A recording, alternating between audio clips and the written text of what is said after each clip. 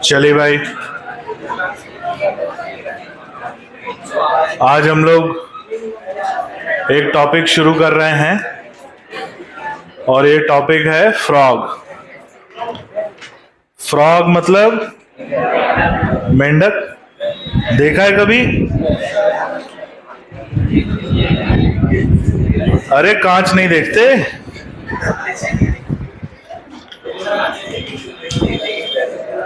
ऐसा घर जाना, कांच में देख लेना, क्या दिखेगा?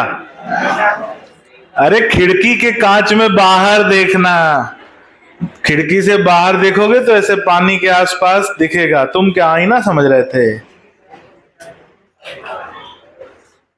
खिड़की के कांच से जब बाहर देखोगे बारिश के मौसम में तो क्या दिखेगा? मेंढक। ठीक है, अब याद आ गया। हाँ, तो हम जिस मेंढक के बारे में पढ़ने वाले हैं, जिस फ्रॉग के बारे में पढ़ने वाले हैं, उस फ्रॉग को बोलते हैं इंडियन बुल फ्रॉग। क्या बोलते हैं? इंडियन बुल फ्रॉग, जिसका साइंटिफिक नेम है राना टिग्रीना। क्या नाम है? राना टिग्रीना। मेंढक तो देखा ना कि मेंढक का फोटो बनाऊं? पागल क्या? लिखो। हाँ सर, आप तो बना दो, लिखो। भारत में पाई जाने वाली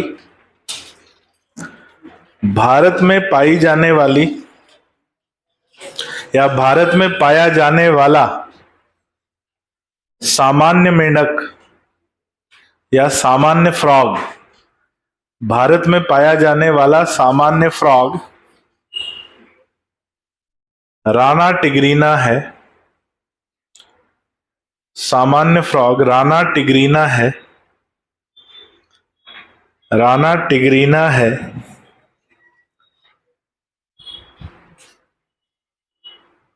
जिसे Indian bull frog, Rana tigrina है जिसे इंडियन बुल फ्रॉग, जिसे इंडियन बुल फ्रॉग भी कहते हैं, जिसे इंडियन बुल फ्रॉग भी कहते हैं। क्या कहते हैं इसे? Indian bull frog.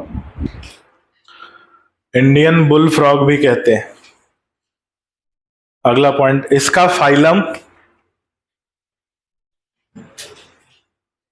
फाइलम क्या है भाई? इसका phylum Chordata. Class Amphibia. Genus Rana. Species tigrina. इसका phylum Chordata, class Amphibia, genus Rana और स्पीशीज टिग्रीना।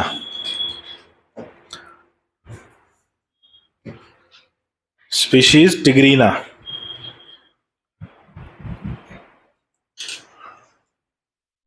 ठीक है, एम्फीबिया पढ़ा है अपन ने। ये स्थलीय जीव हैं, किंतु ये किस पे आश्रित होते हैं? तो लिख लो, एम्फीबिया वर्ग में आने वाले जीव, एम्फीबिया वर्ग में आने वाले जीव स्थलीय और जलीय दोनों आवास में, एम्फीबिया वर्ग में आने वाले जीव स्थलीय और जलीय दोनों आवास में, एम्फीबिया वर्ग में आने वाले जीव स्थलीय और जलीय दोनों आवास में,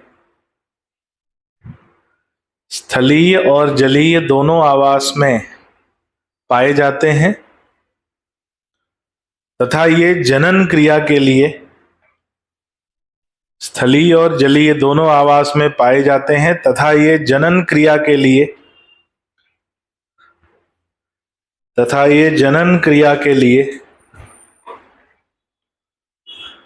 जनन क्रिया के लिए जल पर आश्रित होते हैं तथा ये जनन क्रिया के लिए जल पर आश्रित होते हैं। ये जनन क्रिया के लिए जल पर आश्रित होते हैं। कौन होता है भाई? एम्फीबिया। अगला पॉइंट लिखो स्टार लगा के।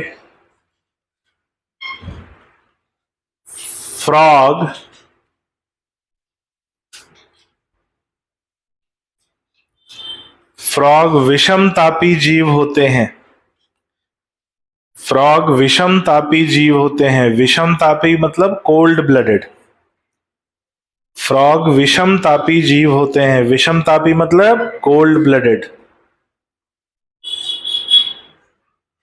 ब्रैकेट में लिखना कोल्ड ब्लडेड, या एक और नाम भी है इनका पॉइकिलोथर्मल। ये विषम तापी होते हैं जिन्हें हम कोल्ड ब्लडेड या पॉइकिलोथर्मल कहते हैं। क्या मतलब है इसका? लिखो अर्थात इनके शरीर का तापमान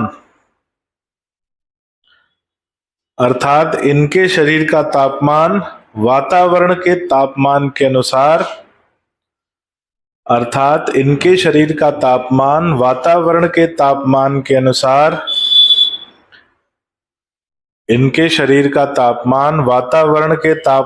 अनुसार परिवर्तित होता है। वातावरण के तापमान के अनुसार परिवर्तित होता है। इसका मतलब ये क्या है? विषम तापी। अगला पॉइंट,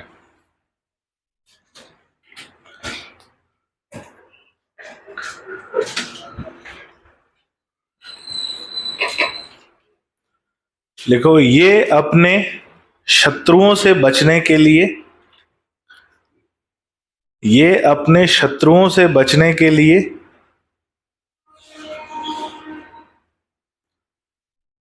अपने आसपास के आवास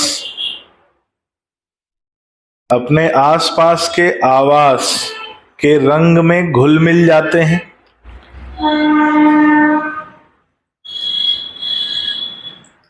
अपने आसपास के आवास के रंग में घुल मिल जाते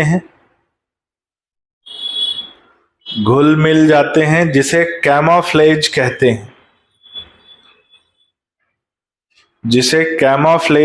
हैं।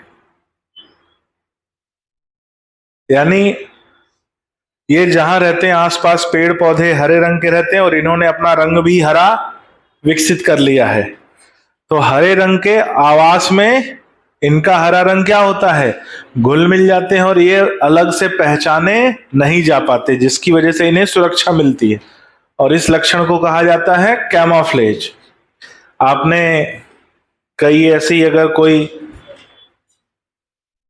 लड़ाई या सेना या युद्ध से संबंधित कोई मूवी या कुछ ऐसा देखा होगा तो उसमें देखा होगा कि जो सैनिक लोग होते हैं जब वो युद्ध क्षेत्र में जाते हैं तो एक यूनिफॉर्म पहनते हैं जिसपे पत्ते वत्ते खोस के वो छुपे रहते हैं। चेहरे पे काला वाला हरे रंग का कुछ पेंट वेंट पोते रहते हैं।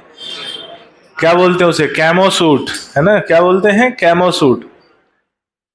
तो वो छुपे रहते हैं जिससे वो अलग से पहचाने नहीं जा सके और उस लक्षण को भी क्या बोलते हैं? कैमोफ्लेज। ये अपने रंग के कारण, ठीक है, ये अपने रंग के कारण इन्हें सुरक्षा मिलती है। ये किसकी नकल करते हैं? आवास की, अपने आसपास का जो आवास है, और उसे कहा जाता है मिमिक्री। क्या कहा जाता है? तो लिखो अगला पॉइंट,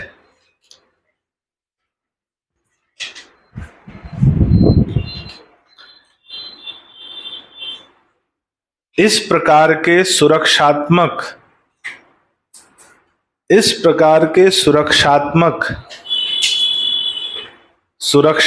रंग का विकास इस प्रकार के सुरक्षात्मक रंग का विकास मिमिक्री कहलाता है। इस प्रकार के सुरक्षात्मक रंग का विकास मिमिक्री कहलाता है। इस प्रकार के सुरक्षात्मक रंग का विकास मिमिक्री कहलाता है। क्या कहलाता है भाई? मिमिक्री। रंग का विकास मिमिक्री कहलाता है। अगला पॉइंट,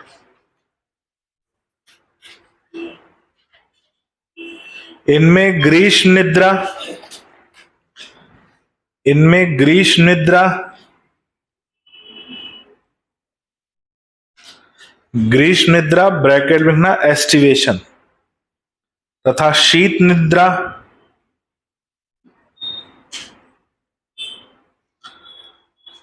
इनमें ग्रीष्म निद्रा तथा शीत निद्रा दोनों पाई जाती है। इनमें ग्रीष्म निद्रा तथा शीत निद्रा दोनों पाई जाती है, जिसकी वजह से ये अत्यधिक गर्मी और ठंड, इसमें ग्रीष्म निद्रा और शीत निद्रा दोनों पाई जाती है, जिसकी मदद से ये अत्यधिक गर्मी और ठंड, अत्यधिक गर्मी और ठंड से बचे रहते हैं। अत्यधिक गर्मी से भी बचते हैं, अत्यधिक ठंड से भी बचते हैं। गर्मी में भी सोते हैं, ठंड में भी सोते हैं। इसीलिए ये बरसाती मेंढक होते हैं, क्योंकि मेंढक कब बाहर आते हैं जमीन से? बारिश में। बाकी समय ये कहाँ चले जाते हैं? जमीन के नीचे छुपे रहते हैं, जिससे कि ऊपर की गर्मी से भी बचे रहें और ऊपर की ठंड से भी बचे रहें। अगली हेडिंग डालो इसमें, मॉर्फोलॉजी। ये हो गया सामान्य लक्षण। आगे बात करते हैं मॉर्फोलॉजी, आकारिकी।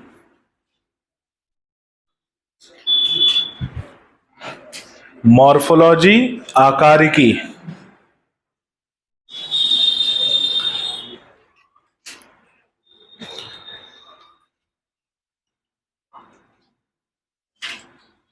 मॉर्फोलॉजी की बात करें या आकारिकी की बात करें?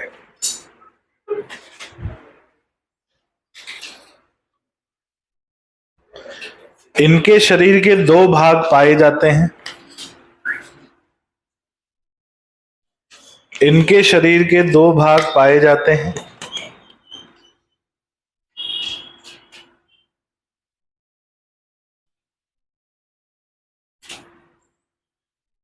इनके शरीर के दो भाग पाए जाते हैं, हेड और ट्रंक। इनके शरीर के दो भाग पाए जाते हैं, हेड और ट्रंक।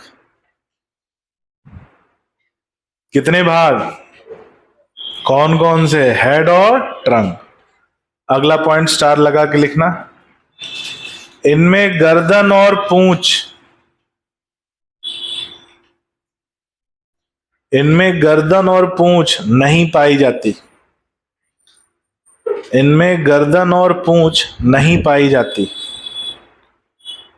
मेंढक में ना गर्दन होती है और ना ही पूंछ। अगला पॉइंट, इनकी त्वचा, इनकी त्वचा कोमल, नम, इनकी त्वचा कोमल, नम तथा शल्कहीन, शल्कहीन, फिसलन युक्त होती है। इनकी त्वचा कोमल, नम, शल्कहीन, फिसलन युक्त होती है, फिसलन युक्त होती है तथा फिसलन युक्त होती है तथा इनकी त्वचा पर म्यूकस, तथा इनकी त्वचा पर म्यूकस पाया जाता है। इनकी त्वचा पर म्यूकस पाया जाता है। म्यूकस ग्रंथियां हैं, म्यूकस का स्त्राव करती हैं, जिससे इनकी त्वचा फिसलन युक्त होती है, कोमल होती है, शल्क नहीं होते। कभी मेंढक उठाया है हाथ में? किसने उठाया है? किसने जानबूझकर उठाया है? कुछ लोगों ने गलती से उठा लिया होगा। अरे कंकड़ पत्थर है, अरे इसकी तो दो टांगें दिख रही हैं।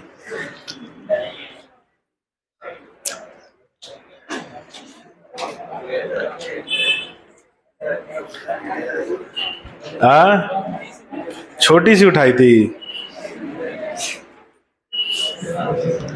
मेंढक से जुड़ी हुई एक छोटी सी घटना मेरे जीवन में है, सुननी है? सुन लो, बताना जरूरी है। एक बार की बात है, हमारे गांव पे, बातें नहीं,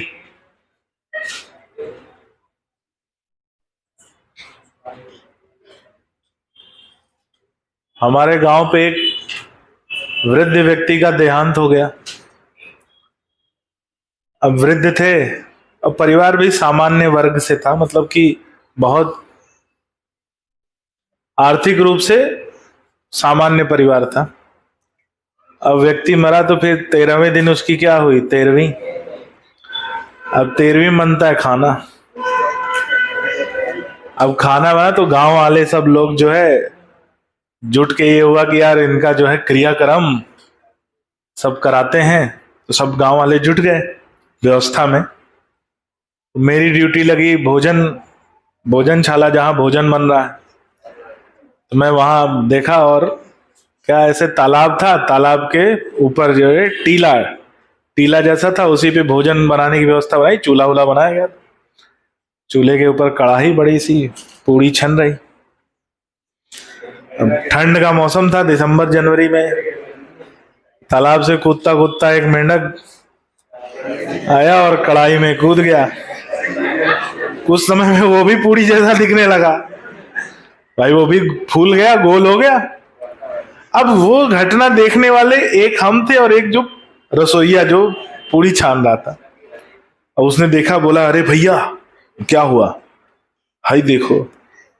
हमने कहा हाँ यार। अब हमने देखा यार, अगर ये बात बाहर चली गई और पता चल गई तो कांड हो जाएगा। पता चला कि बेचारे का 500,000 लोगों का खाना वहां बना है, सब बर्बाद हो जाएगा।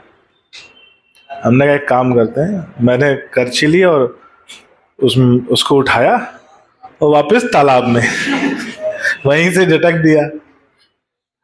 और हमने कहा एक काम कर दो, इसमें जो पुड़ियां हैं इनको निकाल के अभी अलग रख दो। तो उसमें जो पुड़ियां थी निकाल के अलग रख दी। अब तेल का क्या है, जो जाएगा तेल तो खौल रहा है, वो तो कुछ देर में खुद ही शुद्ध हो जाएगा। भाई कोई चीज शुद्ध करने के लिए अपन क्या करते हैं, या तो उसको गर्म कर दो, वो तो खौल रहा है, गर्म थोड़ी है, वो तो कुछ गया होगा तो वो तो सब भस्म होके उड़ गया।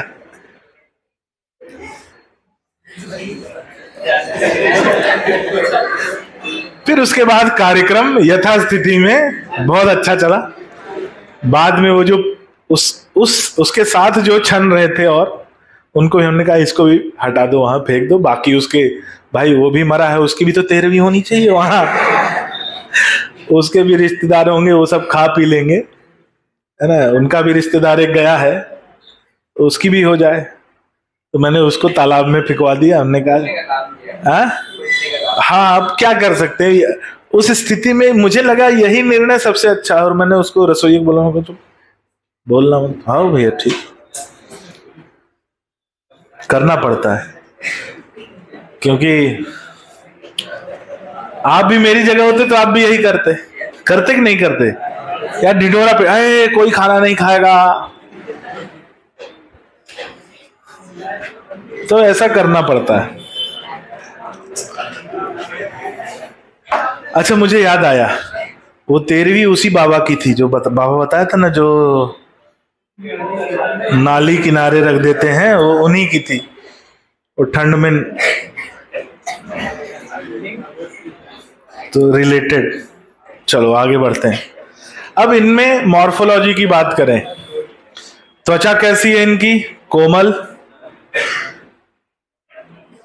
फिसलन युक्त, क्योंकि उस पे क्या है? म्यूकस पाया जाता है, शल्क उपस्थित नहीं।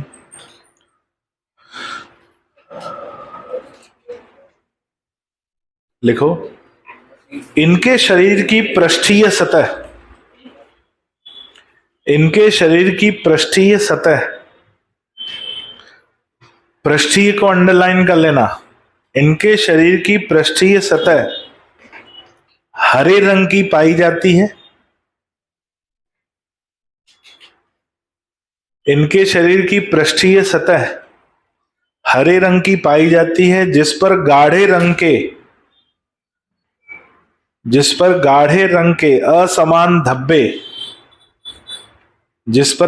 रंग के असमान धब्बे उपस्थित होते हैं। जिस पर गाढ़े रंग के असमान धब्बे उपस्थित होते हैं। गाढ़े रंग के असमान धब्बे उपस्थित होते हैं। अगला पॉइंट, इनके शरीर की आधारीय सतह इनके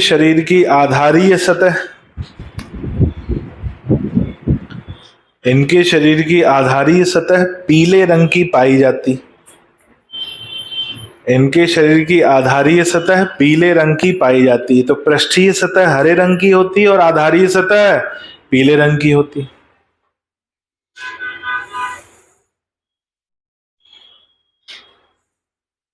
देखो, सिर में मुख द्वार उपस्थित होता है। सिर में मुख द्वार उपस्थित होता है।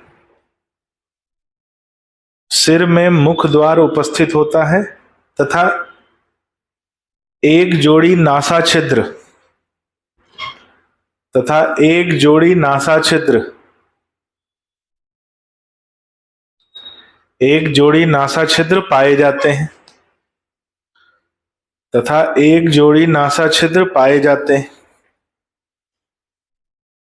क्या पाए जाते हैं भाई? नासा छिद्र। कितने हैं? एक जोड़ी नासा छिद्र पाए जाते हैं। अगला पॉइंट, ऊपर की तरफ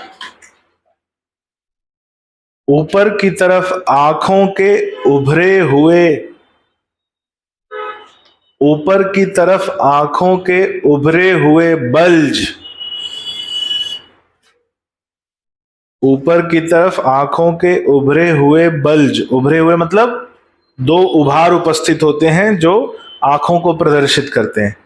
उभरे हुए बल्ज पाए जाते हैं तथा आंखों पर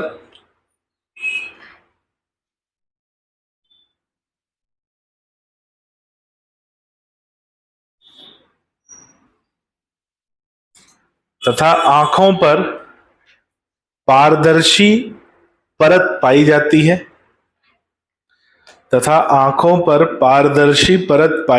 है। आंखों पर पारदर्शी परत पाई जाती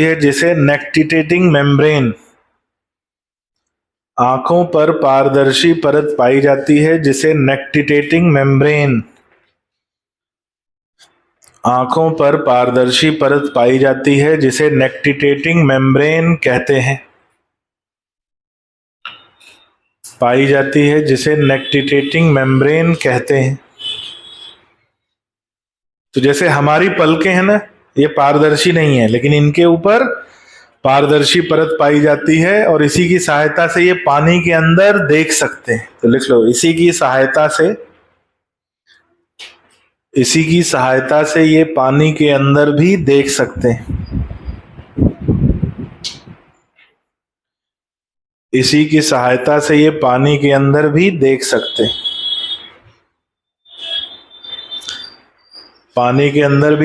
हैं। अगला पॉइंट, मेंढक कभी पानी नहीं पीते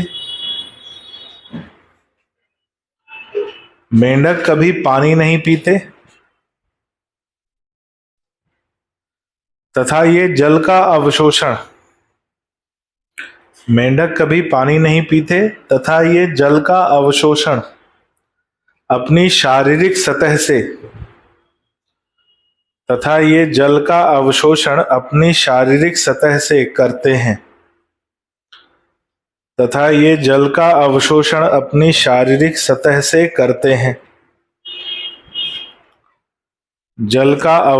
अपनी शारीरिक सतह से करते हैं। अगला पॉइंट, हाँ, आंखों के पीछे की तरफ लिखो, आंखों के पीछे की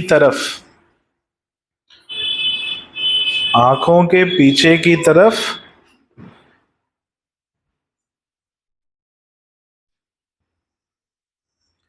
टिम्पैनम नामक परत, आंखों के पीछे की तरफ टिम्पैनम नामक परत पाई जाती है। टिम्पैनम नामक परत पाई जाती है जो कान को प्रदर्शित करती है, जो कान को प्रदर्शित करती है, कान को प्रदर्शित करती है। ये कान के पर्दे के समान कार्य करती है। ये कान के पर्दे के समान कार्य करती है। ये कान के पर्दे के समान कार्य करती है। किसका पर्दा? कान का पर्दा। ये कान के पर्दे के समान कार्य करती है तथा इनमें बाहरी कान नहीं पाया जाता। तथा इनमें बाहरी कान का मतलब ये वाला भाग, तथा इनमें बाहरी कान नहीं पाया जाता। इनमें बाहरी कान नहीं पाया जाता। अगला पॉइंट, इनमें दो जोड़ी भुजाएं पाई जाती हैं। इनमें दो जोड़ी भुजाएं पाई जाती हैं। इनमें दो जोड़ी भुजाएं पाई जाती हैं। अगला पॉइंट, अग्रभुजा छोटी होती है। अग्रभुजा छोटी होती है जिसमें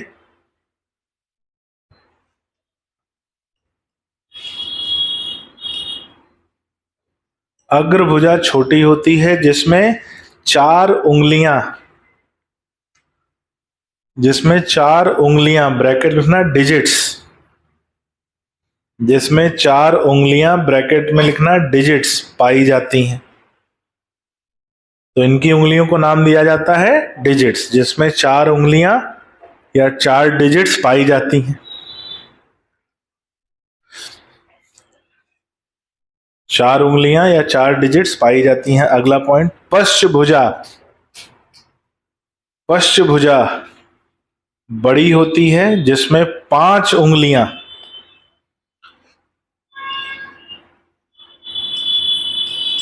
पश्चभुजा बड़ी होती है जिसमें पांच उंगलियां या पांच डिजिट्स पाई जाती हैं। पश्चभुजा बड़ी होती है जिसमें पांच उंगलियां या पांच डिजिट्स पाई जाती हैं। ठीक है, तो आगे चार, पीछे पांच, याद रखना। लिखो, इनकी भुजाओं में शल्क, पंजे या नाखून नहीं पाए जाते। इनकी भुजाओं में शल्क, पंजे या नाखून नहीं पाए जाते। शल्क, पंजे या नाखून नहीं पाए जाते।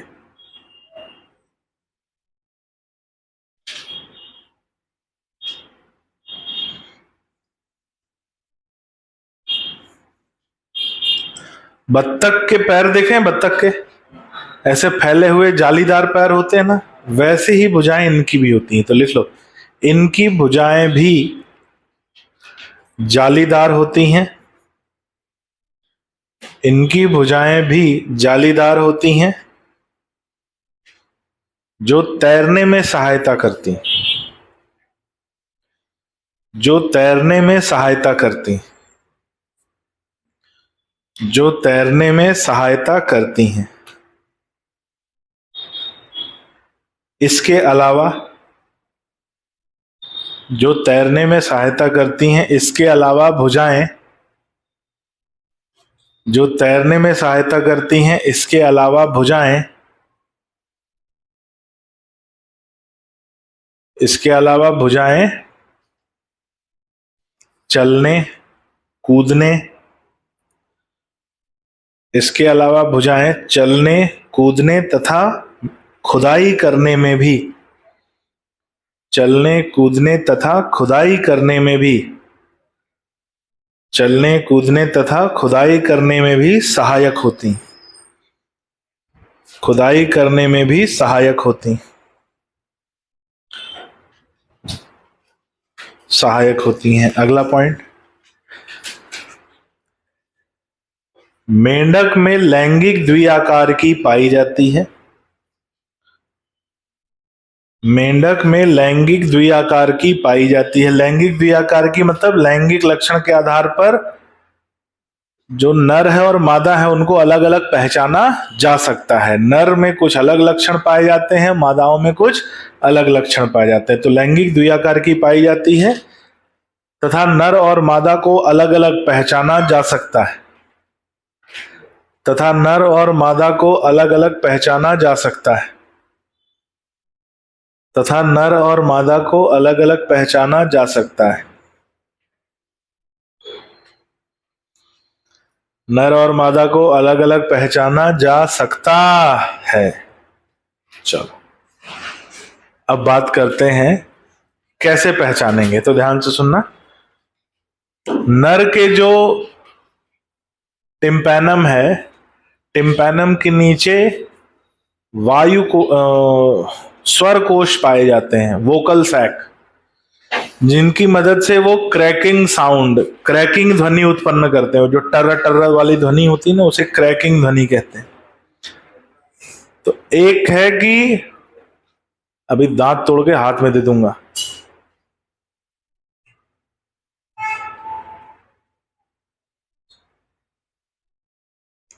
क्यों मूड खराब कर रहा हमारा?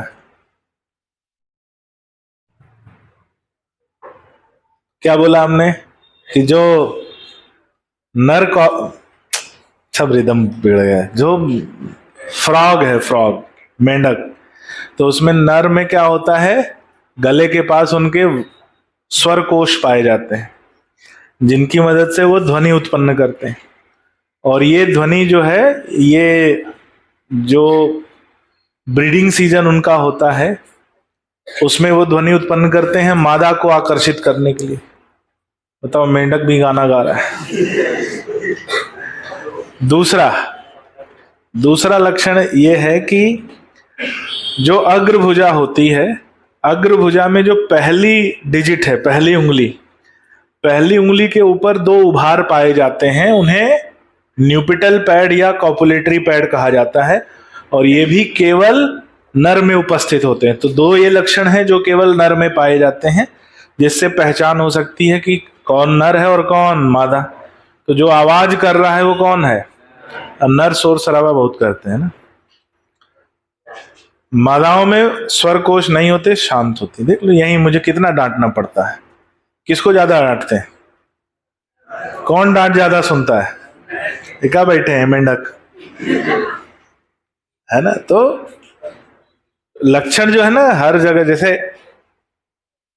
अब कहीं अगर 2 4 10 लड़के इकट्ठा हो जाए, कितना उधम मचाएंगे? उधम मचाते हैं ना, मचाते हो कि नहीं मचाते? उधम नहीं करते, शरीफ हो। सर मौका नहीं मिल रहा है, तो शराफत केवल तभी तक है जब तक मौका नहीं मिल रहा है।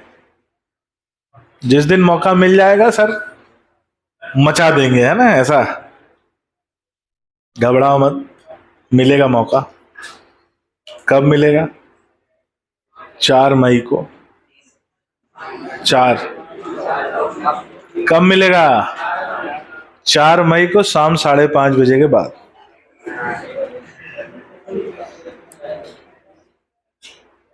तारीख बता दे रहा हूं, समय भी बता दे रहा हूं। 5:30 बजे पता चल जाएगा कि जुलूस निकलेगा या जनाजा। उसी में मचाएंगे अपन। आओगे? आना, पेपर सॉल्व करेंगे। देखो, जो तुम लोगों को क्या लगता है, सर लोग को पता नहीं है, सर लोग ऊपर से टपके हैं। सर लोग को सब मालूम रहता है। जब पेपर देकर बच्चे आते हैं ना,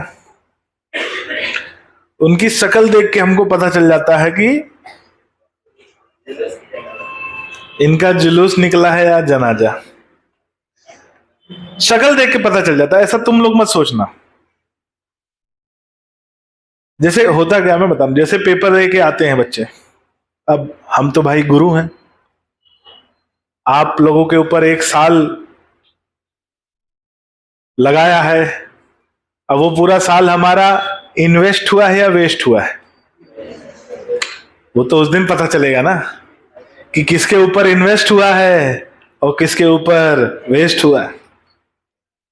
तो हमारी एक होती कि भैया एग्जाम दे के आना, शाम को अगर पेपर मेरे को दे देना, पेपर देखकर अपन डिस्कशन करेंगे। तो कई बार ऐसा भाई उस दिन क्या है ना, सेंटर वेंटर पे रहते हैं अपन बच्चों के साथ, तो थक चुके होते हैं, हिम्मत नहीं होती, एक आध 2 घंटे आराम करने के बाद फिर थोड़ी हिम्मत आती है तो हम पेपर सॉल्व करते हैं। लेकिन जो तो हम बच्चों के साथ ही बुलाते हैं, हमने कहा जिसको पेपर सॉल्व करना हो आ जाओ, पेपर सॉल्व करते हैं। अब बच्चे 2 तरह के होते हैं, 2 प्रकार के बच्चे आते हैं मतलब एग्जाम के बाद। एक वो कि सर ये पेपर था, मैंने 4 क्वेश्चन, 180 क्वेश्चन थे, 4 क्वेश्चन मैंने छोड़े हैं, 180 क्वेश्चन करने 176 क्वेश्चन किए हैं। 176 में सर ये 6 क्वेश्चन पे मुझे डाउट है, 2 फिजिक्स के हैं, 2 केमिस्ट्री के हैं, 1 बॉटनी, 1 जूलॉजी का, आप ये वाला बता दीजिए, ये जूलॉजी वाले में मुझे जो लग रहा है ये लग रहा है, आपको क्या लग रहा है। तो वो एक डिस्कशन होता है, बताते हैं बेटा देखो ये इसमें है, ऐसा है। कभी ऐसा भी क्वेश्चन आ जाता है कि जो मुझको भी लगता है कि नहीं यार ये जबरदस्ती का बनाया हुआ क्वेश्चन है, तो उस पर भी अपन डिस्कशन करते हैं। फिर वो बच्चा कैलकुलेट कर लेता है कि सर अगर मेरा ये इतना सही है तो मेरे इतने नंबर आ रहे हैं। वो टेंशन फ्री, हम टेंशन फ्री। कुछ ऐसे बच्चे होते हैं, अपने को लगता है यार ये साल भर तो डाउट पूछ रहा था, एक बार फोन करते हैं, क्या कैसा गया, तो फोन मिलाते हैं हम। ऐसा 2-4 को ही मिलाते हैं, बहुत को नहीं मिलाते हैं। फोन करते हैं तो बोलते हैं कि क्या हुआ सर, वो अभी मिलाया नहीं। हमने कहा बस बेटा मुझे पता चल गया, अगले साल के लिए लग जाओ। मन में बोलते हैं, उससे नहीं बोलते ना, अगले साल। तो जो ये बोले कि सर अभी देखा नहीं, मिलाया नहीं, या कहीं चले गए थे सर टाइम नहीं मिल पाया, अच्छा इतने तुम बिजी हो गए, साल भर जिसकी तैयारी करी है उसके लिए टाइम नहीं मिल पा रहा तुमको, ऐसे तो हम भी समझ जाते हैं। इसलिए हम एग्जाम के बाद बच्चों को, केवल वही बच्चे 15, 20, 30 बच्चे जो बहुत ऐसा रहता है कि हाँ ये सही रिस्पॉन्स देंगे, उनको हम कॉल करते हैं, उनसे बात भी करते हैं। उसमें कुछ ऐसे बच्चे भी होते हैं जो संशय में रहते हैं कि सर अगर ये मेरे 5 क्वेश्चन पे मुझे डाउट चल रहा है आंसर की को लेकर, तो वो मेरा 5 क्वेश्चन का मतलब 25 नंबर इधर उधर हो रहा है, अगर ये सही हो जाए तो मैं 625 आ जाऊंगा, यानी कट ऑफ वाली रेंज में आ जाऊंगा। ये गलत हो गया तो सर मैं कट ऑफ के बाहर चले जाऊंगा। तो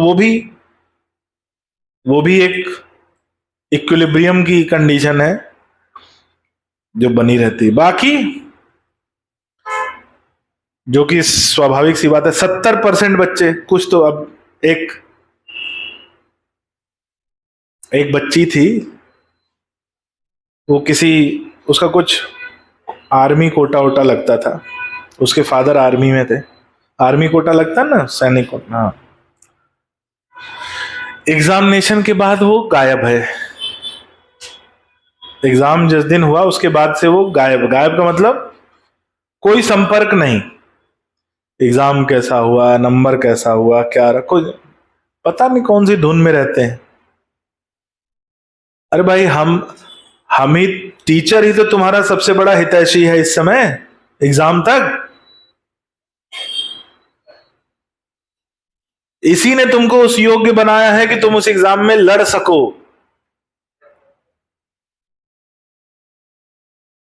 इसमें कोई गलत किया टीचर ने,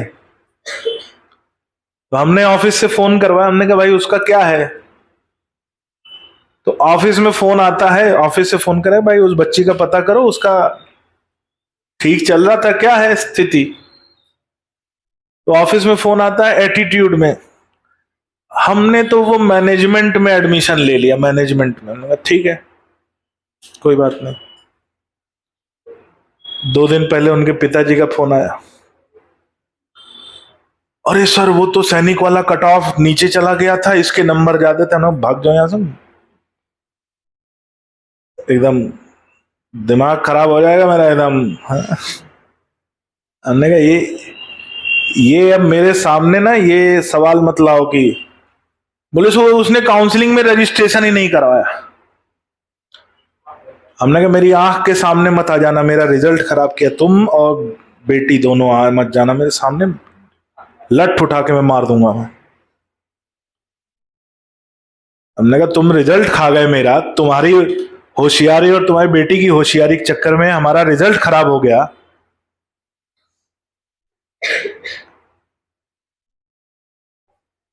मेरे सामने मत आया ना। मैंने साहब ऐसी गलती नहीं होनी चाहिए। ऐसी गलती तुम कभी तभी करोगे जब अपने आप को बहुत ओवर स्मार्ट समझोगे। अबे तुम मेडिकल कॉलेज में जाने वाले हो, हम मेडिकल कॉलेज से 12 साल पहले निकल चुके हैं। जहां का तुम ख्वाब देख रहे हो ना, वहां से हम 12 साल पहले निकल चुके हैं। टीचर से एटीट्यूड दिखाना मत कभी। वही वो व्यक्ति है जिसने तुमको ज्ञान दिया है कि तुम इस योग्य बन पाओ कि समाज में सिर उठा के खड़े हो पाओ। लोग जो है टीचर टीचर से क्या तुम्हारा खेत लिखवा लिए हैं, कि तुम्हारी हम भैंस छुड़ा ले गए हैं, कि तुम्हारा फसल तुम उगाए थे हम काट के रख लिए अपने घर में, आओ हम। बेटा तुम अपने माँ बाप से झूठ बोल सकते हो, टीचर को सब मालूम है तुम्हारा आगे पीछे कितने पानी में, टीचर को सब मालूम है। साल भर से टीचर तुम्हें ऑब्जर्व कर रहा है, तुम्हारे बारे में तुमसे ज्यादा नॉलेज है टीचर को।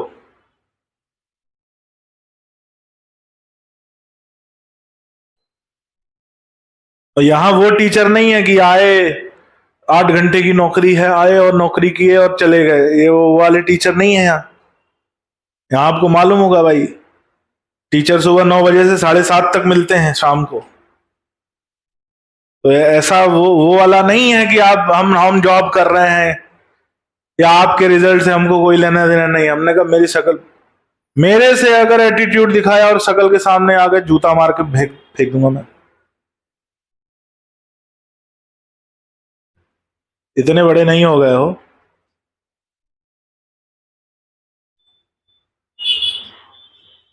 अज्ञानता, अज्ञानता, बड़ों से बात कैसे कर, अरे बड़े बड़े तो छोड़ो, बड़े थोड़ी हैं हम। तुमको सिखाया है ना, पढ़ाया है ना, पढ़ाई पे भरोसा रखो, मेडिकल कॉलेज में पहुंचोगे। अब भाई काबिलियत सबकी अलग अलग है। अगर मेरे पढ़ाने से सबका सिलेक्शन होता है, जैसे मैं तो कहता हूं, अगर मैं इस बात को स्वीकार करता हूं कि अगर कोई बच्चा पढ़ा है, मेहनत करी है और वो असफल हो गया, तो उसकी असफलता का श्रेय मैं लेता हूं। असफल हुआ है, असफलता का श्रेय लेता हूं कि भाई हमने मेहनत करी, उतनी मेहनत नहीं हो पाई जितनी आवश्यक थी। लेकिन कोई अगर सफल होता है तो उसकी सफलता का भी श्रेय मेरा है। दोनों है, मैं दोनों को स्वीकार करता हूं। क्या तुम सफल हो जाओगे, सेलेक्ट हो जाओगे एमबीबीएस में, डॉक्टर बन जाओगे, तो क्या आधी सैलरी हमको दोगे क्या?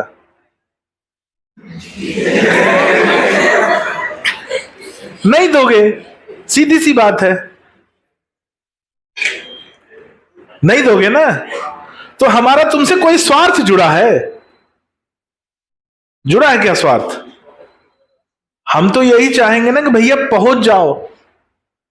अब अगर हमको ये बोलो कि सर असफलता का श्रेय भी तुम्हारा हम लें और तुम्हारी मक्कारी हम इग्नोर करें, तो भाई हम तभी असफलता का श्रेय लेंगे जब हम लठ उठा के कूटेंगे।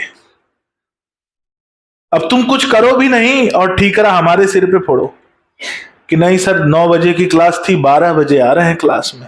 अरे सर वो नींद नहीं खुली थी। नवाब, इसी को कहते हैं ना चर्बी चढ़ना।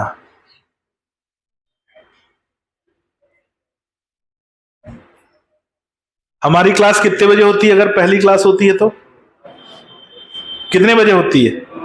और मैं कब तक आ जाता हूं? 9 बजे तक। कभी ऐसा हुआ क्या कि 9 बजे क्लास हो आपका, कोई भी टीचर, मैं नहीं, कोई भी टीचर 9 बजे की क्लास हो, 9:30 बजे क्लास में आए?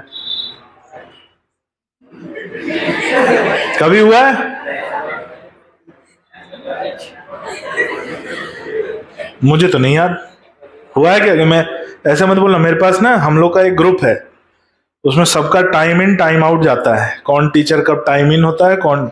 मुझसे तुम बोलोगे 4 महीने पहले का, मैं डेटा निकाल के अभी दिखा दूंगा, 4 महीने पहले का भी, सबका A to Z, सारे टीचरों का। हम क्लास में कब आए देखो, दिखा दे रहा हूँ तुम लोग को। नहीं मान लो, ऐसा नहीं, हम ऐसी बात नहीं बेटा। तुम मुझसे 1-2 साल पहले की किसी तारीख का बोलो कि किसकी किसी क्लास लगी थी, कौन क्लास में कब गया था, कब आया था। देखो क्या लिखा है, आशीष सर टाइम इन 9 बजे। 9.01 भी नहीं है, 9.00। Pawan sir time in 9:11। Pawan sir की जहां क्लास यहां रही होगी, चाहे उस कैंपस में, 9:11 पे गए हैं, मतलब मिनट का भी इसमें एंट्री होता है। ये हमारा, और ऐसा नहीं है, ये डेली का है, और साल भर का देख लो। तो सोचो कि हम लोग शेड्यूल को लेकर कितना स्ट्रिक्ट है, और ये मुंह उठा के आते हैं 9:30 बजे, 9:45 बजे आके चोरी से बैठते हैं, सब देख न ले, बेशर्मो, जूते खोर, शर्म करो थोड़ा।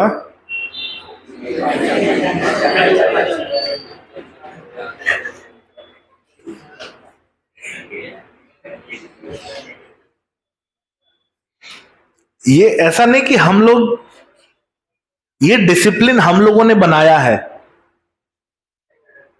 ये डिसिप्लिन हम लोगों ने, कि अगर मैं लेट होऊंगा तो सब लोग देखेंगे, सबको पता चलेगा, और सबको पता चलेगा तो सबके मन में आएगा कि अरे यार, जब सारे लोग लेट हो रहे हैं। इसलिए देखो हमारे यहाँ का जो ना सिस्टम बड़ा स्ट्रिक्ट है, डिसिप्लिन को लेकर स्ट्रिक्ट है, टाइमिंग को लेकर स्ट्रिक्ट है। कभी कभार स्टाफ लेट हो जाता है, लेकिन टीचर आपको टाइम से ही मिलेंगे, और बच्चे लेट आते हैं। आते हो कि नहीं लेट आते हो? आते हो। बोलो सर हम तो बस से आते हैं, हम तो बस चला के थोड़ी आएंगे, जब बस आएगी लेके तो आएंगे। ठीक है, चलिए लिखो एक बात कि लैंगिक क्रियाकार की पाई जाती है। लिखो, नर मेंढक में टिम्पैनम के नीचे की तरफ, नर मेंढक में टिम्पैनम के नीचे की तरफ, टिम्पैनम के नीचे की तरफ वोकल सैक,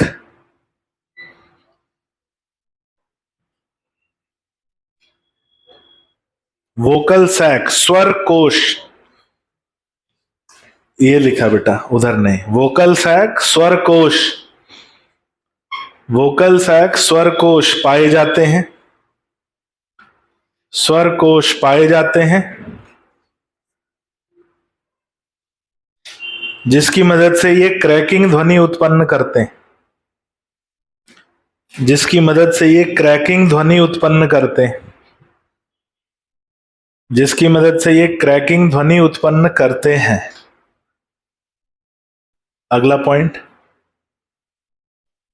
नर मेंढक में अग्रभुजा, नर मेंढक में अग्रभुजा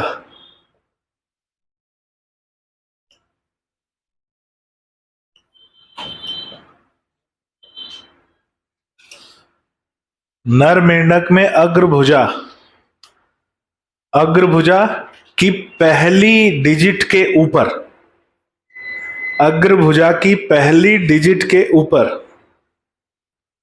उभार उपस्थित होता है, अग्रभुजा की पहली डिजिट के ऊपर उभार उपस्थित होता है, उभार उपस्थित होता है जिसे न्यूपिटल पैड या कॉपुलेटरी पैड कहा जाता है। उभार उपस्थित होता है जिसे न्यूपिटल पैड या कॉपुलेटरी पैड कहा जाता है। उभार उपस्थित होता है जिसे न्यूपिटल पैड या कॉपुलेटरी पैड कहा जाता है। जिसे न्यूपिटल पैड या कॉपुलेटरी पैड कहा जाता है तथा ये दोनों लक्षण मादा में अनुपस्थित होते हैं। तथा ये दोनों लक्षण मादा में अनुपस्थित होते हैं। ये दोनों लक्षण मादा में अनुपस्थित होते हैं। अगली हेडिंग डालो, एनाटॉमी यानी आंतरिक संरचना, और उसमें पहला पाचन तंत्र, जिसको हम लोग देखेंगे अगली क्लास में। अगली हेडिंग डालो, आंतरिक संरचना, और उसमें पहला टॉपिक पाचन तंत्र या डाइजेस्टिव सिस्टम।